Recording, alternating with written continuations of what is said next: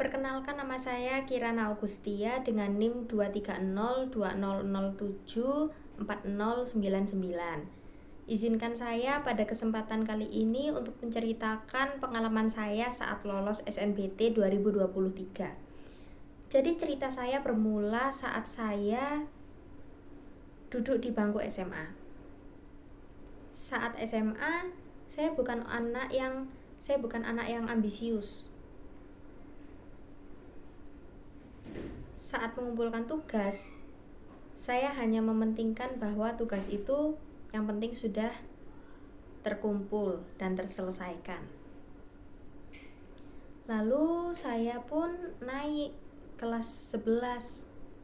Di situ guru-guru saya sudah banyak yang mengingatkan bahwa waktu kelulusan sudah dekat. Kalian harus mempersiapkan masa depan kalian dengan baik.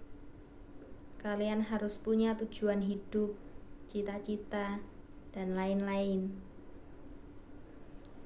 Saya pun menjadi panik dan tergesa-gesa. Saya akhirnya meminta kepada orang tua saya untuk didaftarkan bimbel. Puji syukur, orang tua saya menerima dan mengabulkan permintaan saya. Lalu saat kelas 12, semua berubah. Dari kelas 10 sampai kelas 11, jadwal saya hanya main, belajar, main, tidur. Saat kelas 12, jadwal saya berubah menjadi belajar, tidur. Seakan-akan tidak ada kata bermain di dalam jadwal itu. Bahkan yang menjadi kewajiban belajar.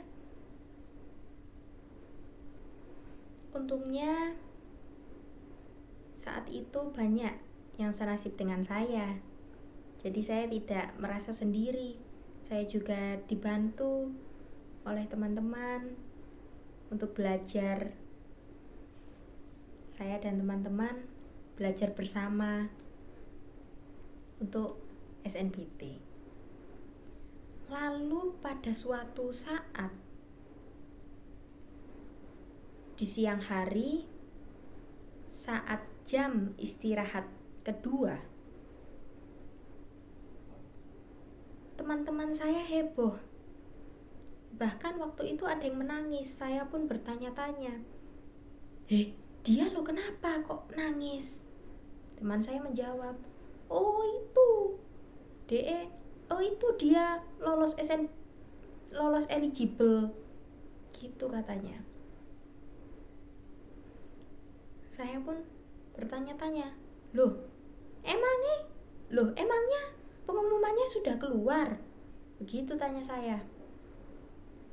Teman saya pun menjawab bahwa pengumuman sudah keluar, bahkan dari jam sebelumnya. Akhirnya teman saya ada yang heboh sambil menghampiri saya. Kirana, kamu loh masuk eligible, begitu katanya. Saya kaget. Yang benar, begitu kata saya. Akhirnya ditunjukkanlah, ternyata memang ada nama saya di daftar nama anak-anak yang lolos eligible. Saya sangat bersyukur waktu itu.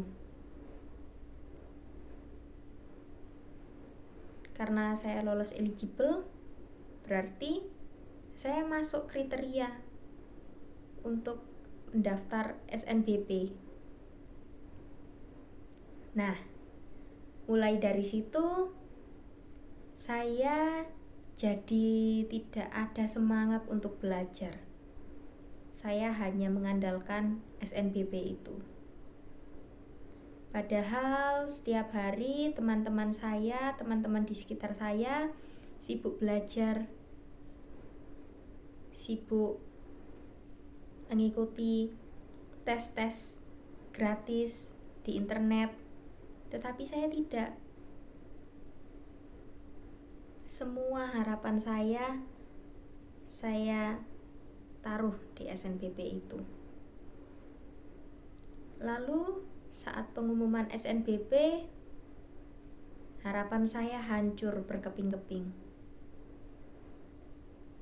Di situ tertulis bahwa saya tidak lolos SNBP. Saya menangis sejadi-jadinya di kamar. Bahkan mengunci pintu kamar saya supaya tidak diganggu. Di hari itu juga saya pun merasa panik. Lalu saya mendaftar SNBT. Sebelum itu saya sudah berkonsultasi kepada orang tua saya. Lalu saat mendaftar SNBT, saya pun bertanya-tanya kepada diri saya sendiri. SNBT ini tinggal sebulan lagi. Bisa tak? Bisakah aku belajar ngebut selama 1 bulan? Akhirnya mau tidak mau, bisa tidak bisa, saya pun belajar selama 1 bulan itu.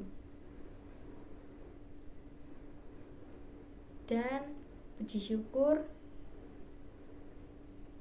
saat hari pengumuman, saya membukanya di kamar mandi, bukan di kamar.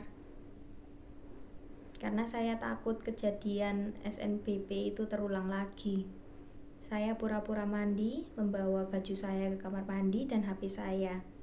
Saat jam 3, saya membuka pengumuman itu. Katanya kalau ada barcode-nya berarti lolos. Saya buka, duh, ada barcode-nya. Tapi saya nggak langsung percaya. Saya keluar lagi dari situs itu, saya masuk lagi. Ternyata benar, ada barcode-nya.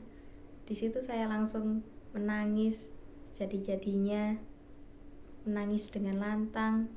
Bedanya saat itu saya menangis bahagia karena lolos SNBT. Di situ saya merasa sangat senang sekali. Saya sampai merinding saat itu.